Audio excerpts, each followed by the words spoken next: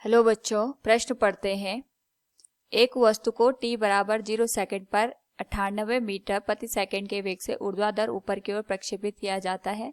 4 second के पश्चात दूसरी वस्तु को उसी बिंदु से समान वेग से प्रक्षेपित किया जाता है। दोनों वस्तुएं t बराबर डैश समय पर मिलेंगी। हमारे पास 4 विकल्प दिए गए हैं, तो सब प्रथम हम यहाँ पे मुख्य अवधारणा का प्रयोग करेंगे और इस स्थिति में हम यहाँ पे अगर मुख्य अवधारणा की बात करें तो यहाँ पे हमारे पास बनेंगे गति के समीकरण। गति के समीकरण हमें बताते हैं कि हमारे पास जो त्वरण होता है, प्रारंभिक वेग, अंतिम वेग और तय किया गया विस्थापन होता है, उसमें यहाँ पे क्या संबंध है। तो जैसे हमारे पास गति के 3 मुख्य समीकरण हैं। अंतिम वेग बराबर प्रारंभिक वेग प्लस माइनस त्वरण गुणा समय, विस्थापन बराबर प्रारंभिक वेग गुणा समय माइनस 1/2 गुणा त्वरण गुणा समय का वर्ग, और ये आ जाएगा अंतिम वेग का वर्ग बराबर प्रारंभिक वेग का वर्ग प्लस माइनस 2 गुणा त्वरण गुणा विस्थापन। इस दिए गए प्रश्न के अनुसार हमने यहाँ पे 2 वस्तुएं ऊपर की ओर प्रक्षेपित की हैं।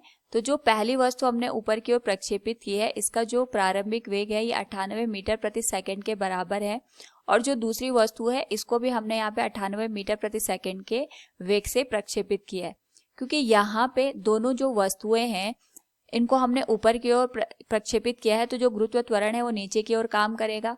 और यहाँ पे हम ये मान के चलते हैं कि h ऊंचाई पर जाकर दोनों जो वस्तुएं ये एक दूसरे के साथ मिल जाएंगी, यानी पहली वस्तु और दूसरी वस्तु दोनों ही समान दूरी यहाँ पे तय करेंगे जो कि h के बराबर होगा, लेकिन लिया गया समय दोनों के लिए अलग अलग होगा। जो पहली वस्तु है इसके द्वारा जो लिया गया समय है वो हमारे पास t + 4 के बराबर होगा, क्योंकि हमने इसके 4 सेकंड के बाद ही दूसरी वस्तु को यहाँ पे प्रक्षेपित किया है।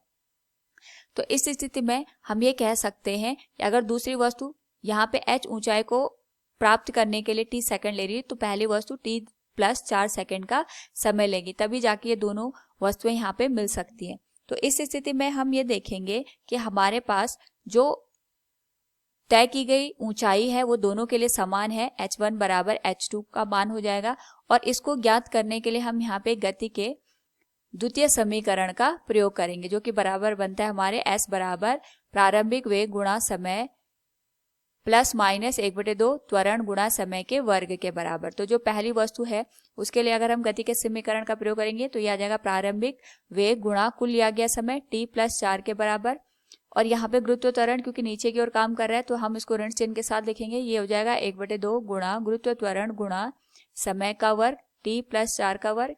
इसका मान हो जाएगा हमारे पास प्रारंभिक वेग गुणा समय माइनस 1/2 गुणा गुरुत्व त्वरण गुणा समय के वर्ग के बराबर। तो इस स्थिति में अगर हम यहाँ पे a + b के वर्ग का प्रयोग करें तो यह आ जाएगा ut + 4 गुणा u। यहाँ पे हम a + b का वर्ग का प्रयोग करेंगे तो ये आ जाएगा हमारे पास 1/2 गुणा g गुणा समय का वर्ग प्लस 16 प्लस 8 गुणा समय के बराबर, और यह आ जाएगा u गुणा t माइनस 1/2 गुणा g गुणा समय के वर्ग के बराबर।